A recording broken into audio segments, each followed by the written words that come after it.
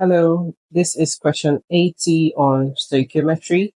How many grams of lead dichromate is precipitated from the combination of 25 ml of 0.1 molar lead nitrate and 15 ml of 0.10 molar potassium dichromate solutions? Now, this is one of those questions where you have to just look at it closely, figure out what your limiting reagent is, and then do your calculations. All right, so first off, I'm going to write out how many grams of this, right? So let's quickly get the molar mass of that stuff. We're going to be dealing with moles here, moles, concentration, and all this stuff. So eventually, if we want to get the grams, we'll need molar mass again. So let's work out the molar mass of PbCr2O7. Let's say the Pb is 207. The Cr, let's say that's 52, right? 52.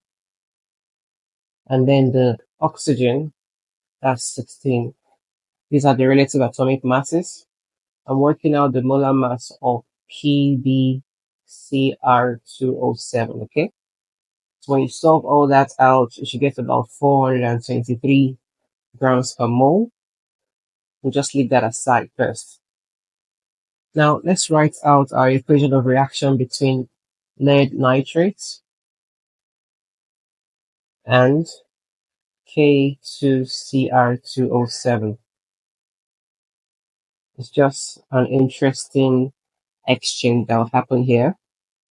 The lead would pick up the dichromate area, and then you'd have PbCr2O7, and potassium here would be combined with the nitrate part of it.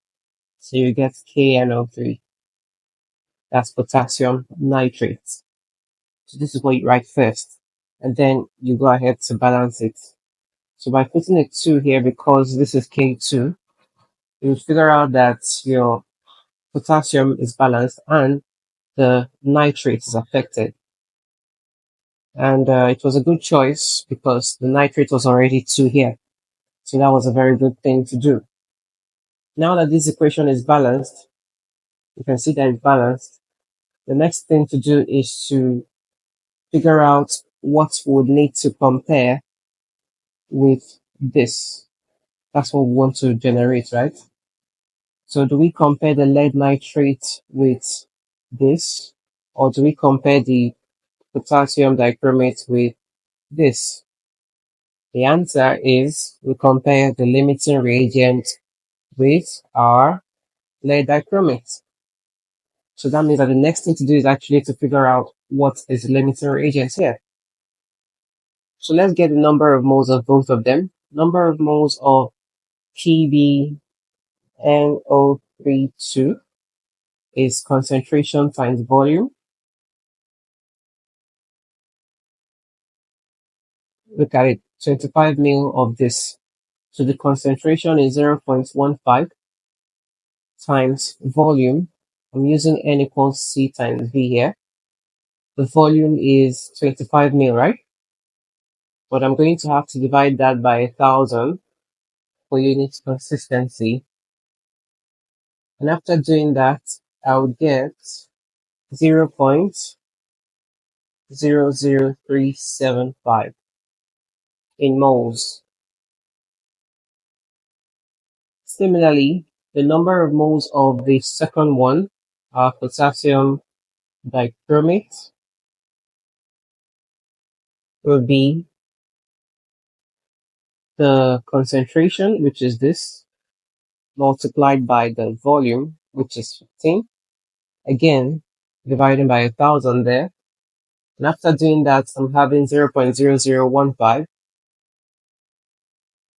moles. Now the next thing is to determine your limiting reagent and then use it to do the final calculation. And then you get your mass. Pretty easy.